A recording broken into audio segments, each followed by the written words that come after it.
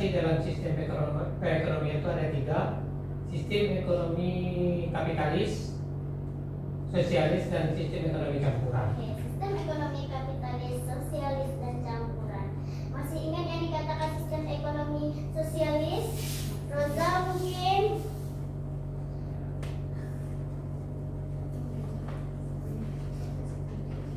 Karena yang lain Rahmi, silakan Rahmi. Terima kasih Bu.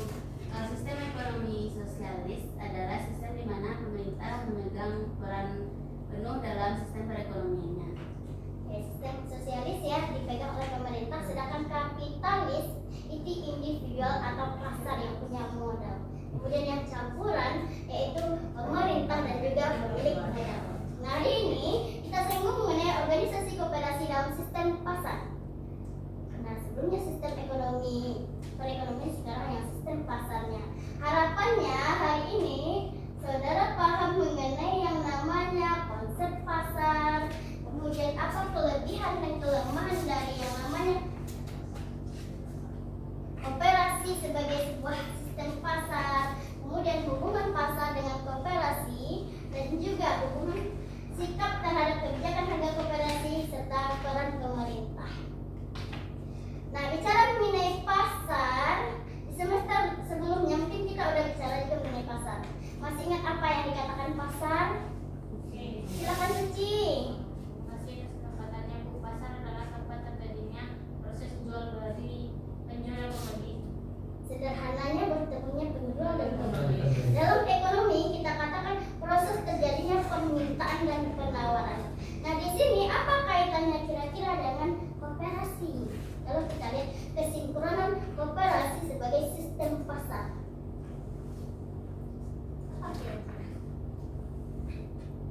Tentu saja di sini pentingnya perannya koperasi bersaing dalam pasar itu sendiri. Nah, untuk mencapai yang namanya persaingan tadi, tentu ada yang namanya koperasi punya keunggulan. Salah satu keunggulan yang bisa dilakukan koperasi, mungkin koperasi masa tradisional itu dia memakai segala yang benar-benar tradisional. Di koperasi misalnya ke depannya kalau dia mau bersaing dengan pasar, tentu aja dia harus mempunyai keunggulan dan dilihatnya apa sih unggulnya dia agar mampu bersaing dengan pasar tersebut. Salah satunya suatu barang yang diproduksi, kalau dengan tradisional sehari misalnya mampu menciptakan 10 barang produksi, mungkin dengan mau bersaing dengan pasar dia harus mampu meningkatkan hasil produksinya. Ini dikatakan koperasi dalam sistem pasar ini. Ada yang mau ditanyakan sampai di sini dulu? Silahkan, ada? Sebelum kita lanjut. Nah, untuk mencapai yang namanya keunggulan tadi, tentu butuh karyawan-karyawan yang unggul juga, agar hasil barang produksi dari koperasi bisa menghasilkan barang yang lebih bagus dan lebih baik lagi. Ini dikatakan sistem koperasi. Kemudian potensi koperasi dalam sistem pasar menghendaki dan merencanakan dalam tiap usahanya untuk memperoleh keuntungan maksimal. Kalau dalam bisnis tentu aja ada untung yang maksimal.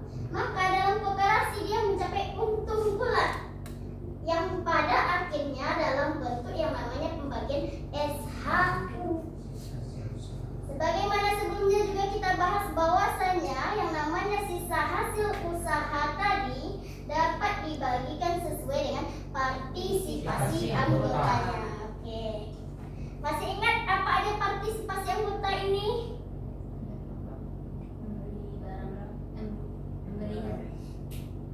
Silakan Rahmi. Membeli produk yang dijual di koperasi. Membeli produk yang ada dalam koperasi ataupun Ikut serta dalam partisipasi. ikut serta dalam partisipasi di sini bermakna bahwasanya mengajak orang buat. Sebagaimana kita tahu bahwasanya koperasi tidak hanya mensejahterakan anggota secara khusus, tapi juga masyarakat secara umumnya. Itu yang harus kita pegang kuncinya. Dan kita ingat pula bahwasanya ada azas kekeluargaan dan kegotong royongan. Ada pertanyaan sampai di sini? Tak ada? Cukup jelas, kita lanjutkan. Adapun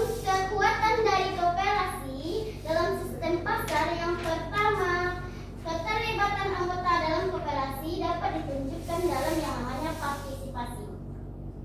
Jadi di sini dalam sistem pasar yang namanya anggota harus ikut serta pula berpartisipasi, berarti menjual produk dari koperasi ataupun membeli produk koperasi.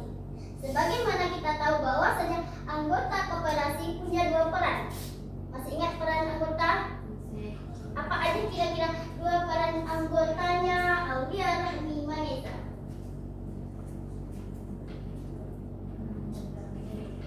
Kalau anggota itu perannya bisa kayak memberikan modal untuk koperasi. Itu kan misal simpan pinjam, mereka itu kan menampung per bulannya, jadi menjadikan modal untuk usaha koperasi. Jadi peran anggota dalam koperasi, dia sebagai pemilik sekaligus sebagai pengelola atau penjalan atau pelaksana dari koperasi tadi. Makanya tadi dibilang bahwasanya anggota harus berpartisipasi di sini. Apakah itu dia sebagai pemilik tadi ataupun sebagai pengelola atau penanggung jawab koperasi. Karena maju mundurnya koperasi tergantung dari anggotanya. Karena sumber permodalan koperasi berasal dari anggota. Yang kedua, koperasi merupakan organisasi dari oleh dan untuk katanya. Anggota hal ini mencerminkan transparansi pengelolaan. Dia oleh anggota, untuk anggota, kemudian dari anggota. Kan dia dari sisi modal dari kita semua anggota koperasi ini. Bisa kalau kita punya koperasi. Oleh anggota, kan oleh kita semua itu. Dan untuk kita semua kembali. Itu pun yang dirasakan atau manfaat yang didapat oleh anggota koperasi. Sederhananya dibilang mensejahterakan anggota dari kita untuk kita oleh kita.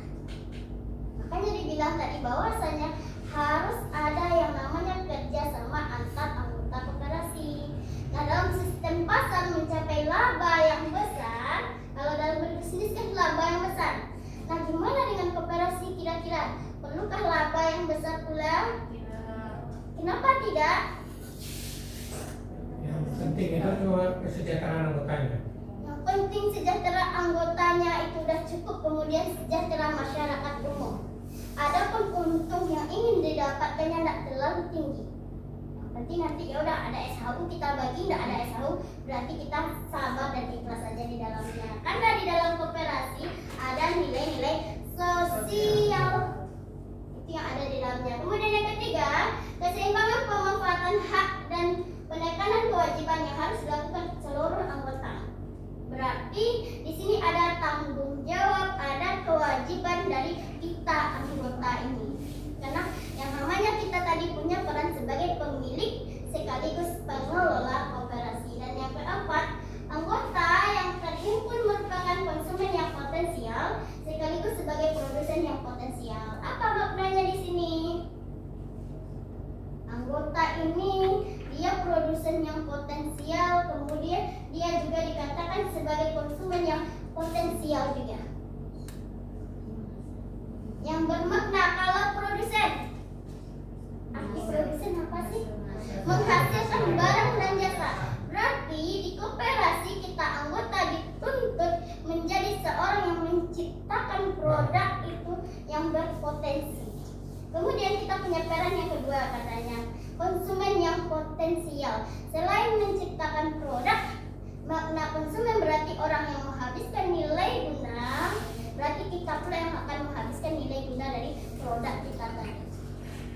Nah, cara mengenai konsumen ini sudah kita bahas juga bahwasanya konsumen itu kebanyakan hari ini bersikap konsumtif. Kan dikatakan konsumtif, perilaku yang berlebihan dalam yang namanya melakukan konsumsi. Berlebihannya ini gimana? Seharusnya hanya butuh, tapi udah menjadi ingin yang terlalu tinggi atau berlampauan. Nah, hal ini sejalan dengan temuan hasil penelitian yang saya lakukan mengenai perilaku konsumtif mahasiswa STK nasional. Nah, ini berkaitan mengenai gaya hidup mahasiswa. Kemudian berkaitan juga dengan apa yang dikonsumsinya, semacam pakaian, kemudian juga dengan yang namanya berkaitan dengan yang namanya sikap mahasiswa yang berubah seperti meniru ke Korea-Koreaan. Itu dikategorikan perilaku konsumtif mahasiswa. Tak hanya itu, perkara Anda yang pakai produk skincare yang berlebihan juga masuk pada perilaku konsumtif mahasiswa. Itu dapat temuannya kemarin yang saya lakukan bahwasanya mahasiswa estetik nasional dikategorikan konsumtif. Konsumtifnya yang mana? Yang tadi memakai produk luar tergantungnya terlalu tinggi. Kemudian gaya hidupnya yang udah berubah dari yang harusnya istilahnya standarnya, tapi hari ini udah meningkat ke yang lebih tinggi lagi. Kemudian hal ini juga dipengaruhi oleh faktor pendapatan. Cara menilai pendapatan, uang saku yang Anda dapat, uang saku tahu ya, uang jajan dari orang tua, kadang itu dipergunakan tidak lagi untuk kebutuhan tadi, tapi udah ke konsumtif tadi. Contohnya apa? Ya udah, yang didapatkan dijajankan sedikit untuk perutnya, dibelikan ke skincare lebihnya. Apalagi anak kosan kadang kayak gitu juga, dia menerima uang jajan dari keluarga sekali sebulan. Nanti di akhir bulan mak katanya terseok-seok lah konsumsi perutnya. Ada Indomie yang dimakan. Tidak ada lagi istilahnya yang kayak di awal bulan. Di awal bulan semua mau dibeli. Di akhir bulan tinggal apa yang ada. Itu menunjukkan perilaku konsumtif yang dilakukan oleh mahasiswa. Oke, kita lanjut ke sini. Nah, kelemahan kooperasi dalam sistem pasar itu yang pertama, prinsip keanggotaan yang bersifat terbuka. Ternyata yang namanya keterbukaan dalam anggota menjadi kelemahan sebuah kooperasi. Kenapa kira-kira demikian? Kenapa kok terbuka ini menjadi sebuah kelemahan? Bukankah itu sebuah kelebihan harusnya? Kan siapa aja yang mau ini ceritanya? Kenapa dia menjadi lemah ya, Suci? Karena kalau misalnya banyak masukan udah dapat sesuai keinginan dia, nanti seenaknya orang yang masuk ini bisa keluar lagi, itu kan bebas sebenarnya, udah masuk. Jadi istilah kalau setelah terpenuhi kebutuhannya, misalnya operasi sifat pinjam kan, nah dia kan bebas masuk nih, jadi pinjam uang, terus dia nggak ada uang untuk bayarnya lagi, dia berhenti gitu. Jadi kembali ke sikap anggota yang masuk. Maksud tadi, jadi kata Suci ini dapat duit pinjaman, habis itu dia berhenti nggak mau bayar lagi. Itu yang terbuka katanya, tidak ada semacam keterikatan jadinya bagi anggota. Selain dari itu, silakan. Kalau menurut saya prinsip yang tetap bersifat terbuka dan sukarela akan melemahkan struktur permodalan dan mereka baca maksudnya adalah anggota itu kan masuk dia membayar uang simpanan wajib, simpanan pokok. Kalau dia keluar otomatis simpanan pokok semuanya itu harus dikembalikan. Sangat berpengaruh kepada permodalan dalam jangka panjang. Di sini berkaitan dengan terbuka ini, pada akhirnya makanya menjadi kelemahan dalam mengumpulkan modal anggota koperasi, karena kita tahu sumber permodalan koperasi adalah anggota. Kalau terbuka berarti bebas siapa saja yang mau masuk, ya kan? Yang mau silakan masuk, yang enggak silakan. Makanya seandainya ternyata dari sebanyak manusia, atau kita aja kalau misalnya buat koperasi dari 14 orang, ternyata karena dia terbuka kan siapa sukarela aja lah yang masuk, 5 orang yang mau cuma. Nah, modal koperasi secara otomatis akan kecil, maka ini yang dikatakan lemah dari sisi permodalan. Kalau lemah dari sisi simpan pinjam itu udah masuk dalam proses berjalannya sebuah koperasi. Yang berikutnya, prinsip kontrol secara demokratis menyebabkan anggota yang memiliki modal besar akan keluar pada perusahaan lain, di mana pemilik modal terbesar akan memiliki kontrol terbesar pula. Apa maknanya di sini? Jadi ada sukarela, ada bebas tadi, dia berkaitan dengan itu. Si pemilik modal yang besar ketika dia masuk dalam koperasi ternyata tidak menguntungkan, maka dari sisi sikap yang namanya pemilik modal pasti mengutamakan untung dan laba. Nah, dia mungkin akan bicara, modal saya udah besar, ternyata nanti kembalinya sedikit, cuma berupa SHU yang kecil. Makanya pada akhirnya dia ngambil keputusan milih berbisnis ke yang lain dibandingkan menjadi anggota koperasi. Ini yang nomor 2 ini. Nah, nomor 3, prinsip pembagian jasa SHU berdasarkan jasa anggota. Ini berkaitan dengan partisipasi. Pembagian SHU, besar kecilnya SHU yang diterima seseorang tergantung pada yang namanya partisipasi anggota tadi.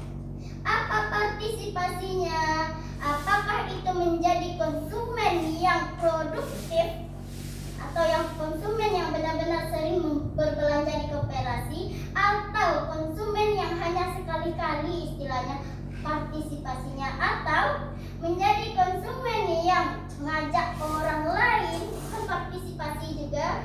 Maka pembagian SHU berdasarkan hal itu. Oh, si A dapat SHU tahun ini misalnya anggap 5 juta, si B cuma 2 juta.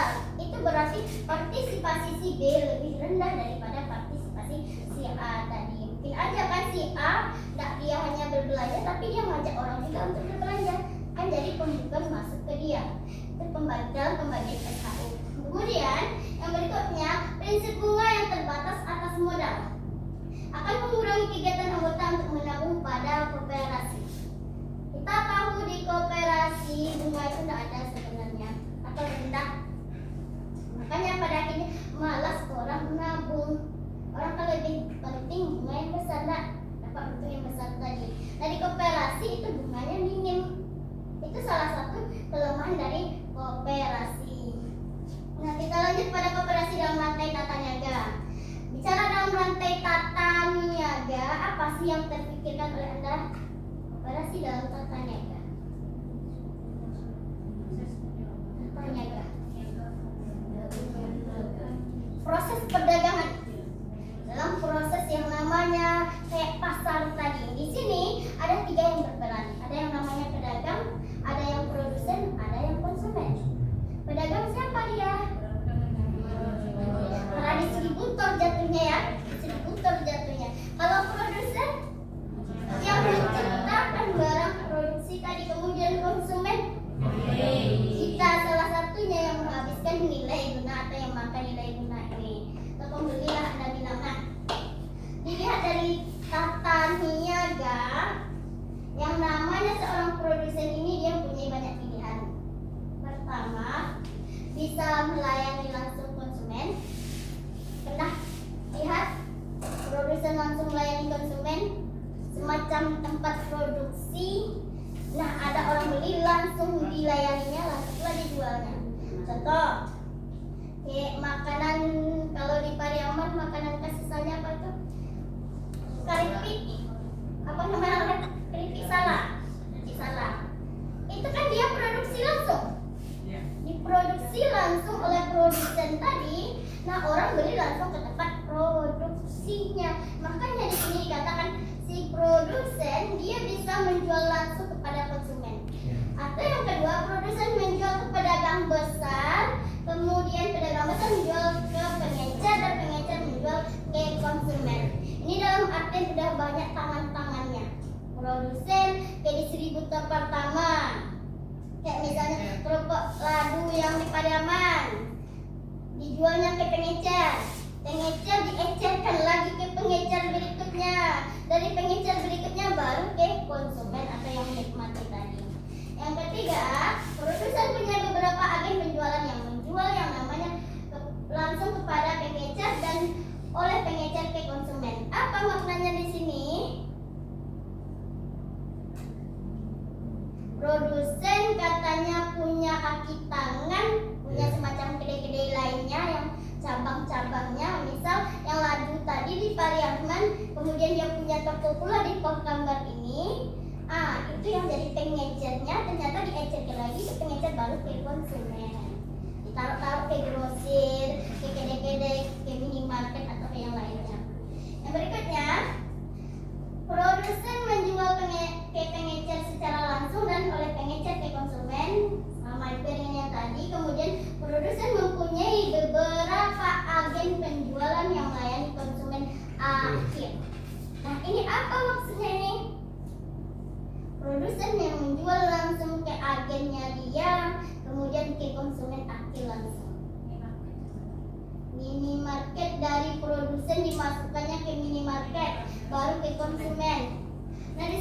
misalnya dia ada beberapa agen penjualan, salah satunya minimarket, oke lah.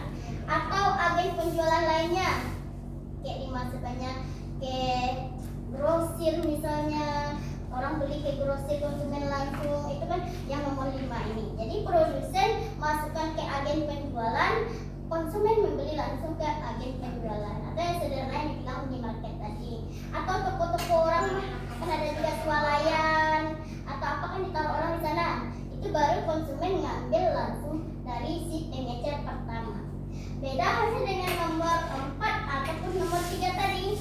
4-3 tadi lebih kepada banyak tangan, baru ke konsumen. Kalau ini enggak, hanya satu agen penjualan, baru langsung ke konsumen.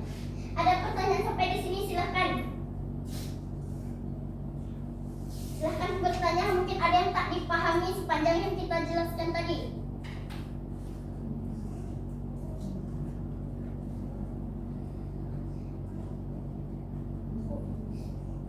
Silahkan Aulia. Ini yang soal prinsip keanggotaan yang terbuka tadi, Bu. Itu kan berarti tidak ada syarat untuk siapapun boleh masuk. Kalau misal koperasinya koperasi konsumsi, terus kalau ada anak-anak sekolah yang mau bergabung itu bagaimana? Anak-anak sekolah bergabung dalam koperasi konsumsi. Nah, biasanya kalau anak sekolah dikategorikan ke lebih ke koperasi sekolah. Nah, di sini anak sekolah berarti belum bisa kita kategorikan ke masyarakat yang udah dikategorikan istilahnya dewasa tadi. Benar tadi terbukanya sukarela siapa saja yang boleh masuk, namun biasanya yang dilakukan orang itu adalah masyarakat bawah yang memang membutuhkan untuk kebutuhannya. Ya anggota. Nah, tergantung juga tujuannya yang namanya anak sekolah tadi masuk koperasi tadi apa. Kalau hanya sebatas dia mengkonsumsi aja, atau mana tahu dia punya prinsip lain kan, dia dapat duit nanti diselewengkan ke yang lain kan bisa aja. Ada koperasi bisa minjam kan dari konsumsi, atau bisa ngutang di konsumsi, di koperasi konsumsi, habis itu nanti dijualnya ke teman-temannya. Kalau dijualnya ke teman-temannya dia dapatkan dari koperasi, kemudian nanti balikan ke koperasi, oke. Tapi kalau udah diselewengkan berarti nggak masuk lagi. Nah, biasanya sebuah koperasi dia punya ketentuan syarat tertentu. Yang terbuka di sini bermakna siapa saja boleh masuk, tapi kan koperasi punya ketentuan pula. Sama halnya kayak semacam koperasi guru kemarin, bilang dibutuhkan hanya guru. Nah, koperasi konsumsi selagi orang mau mengkonsumsi berarti boleh masuk.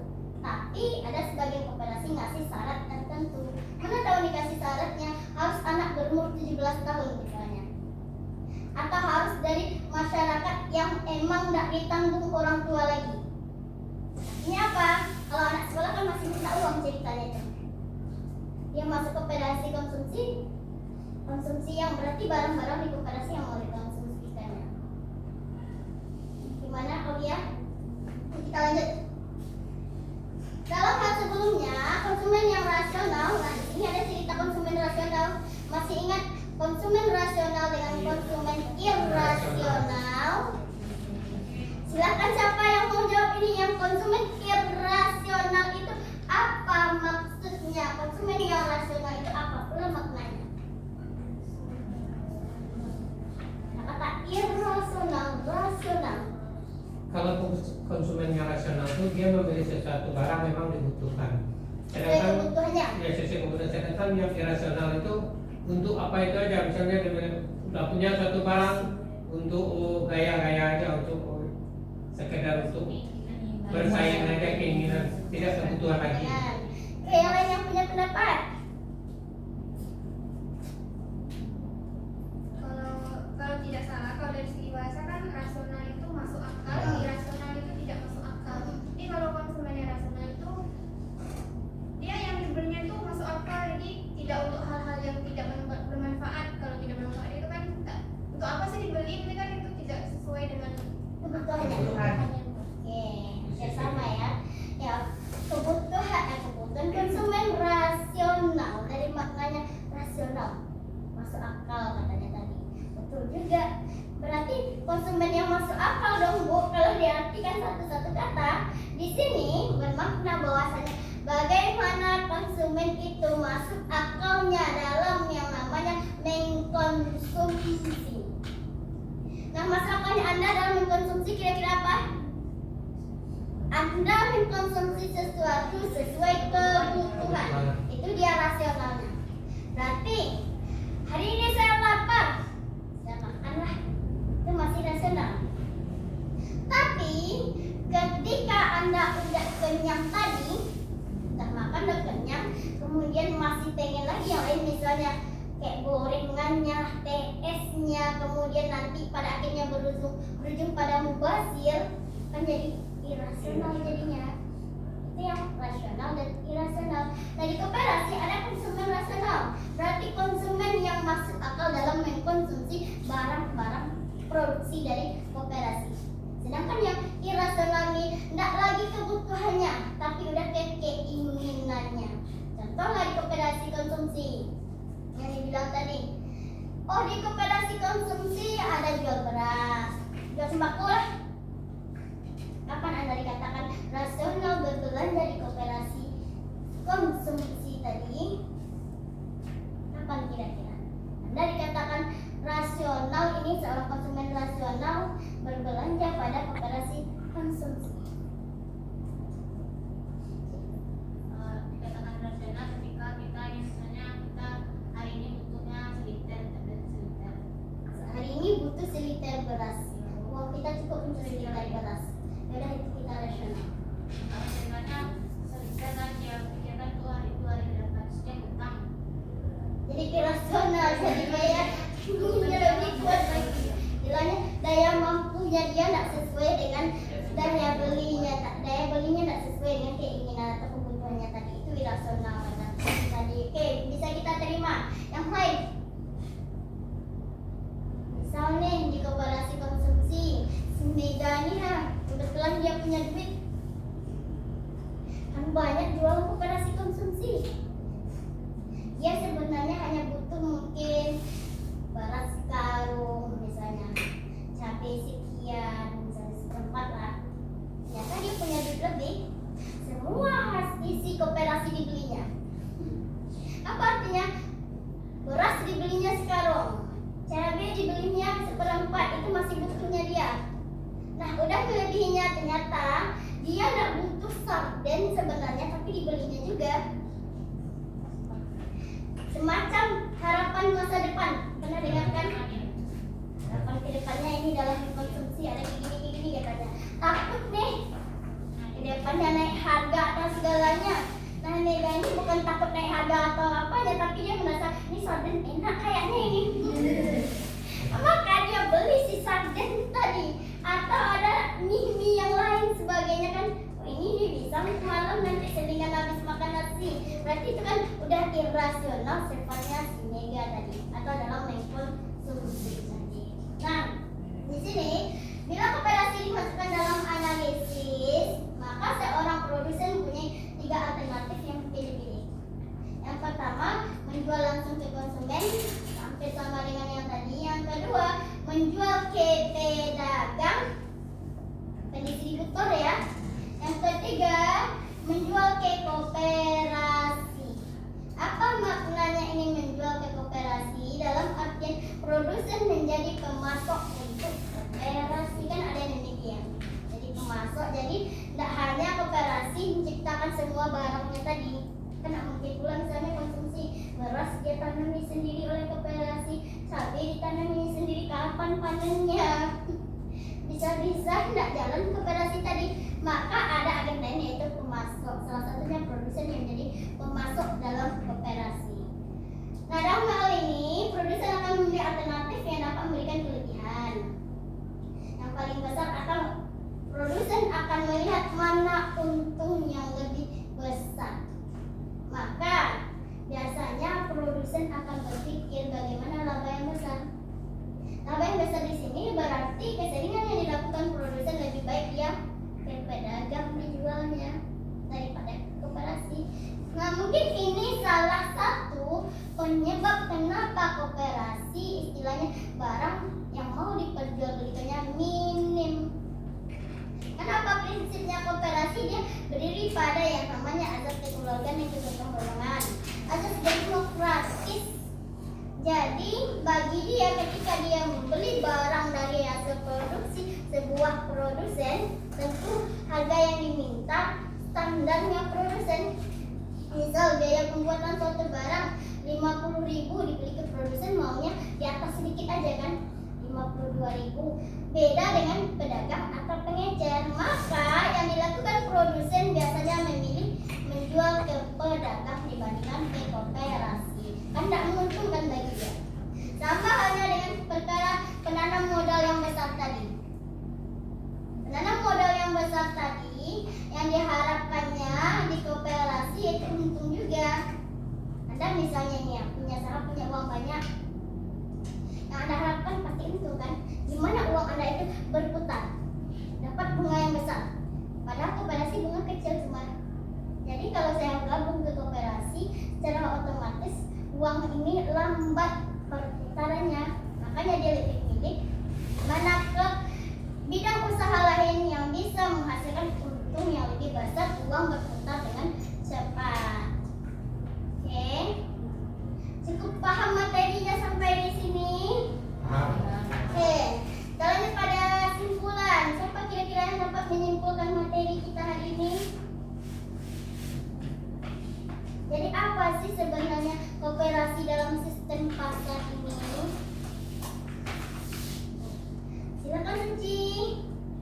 Koperasi dalam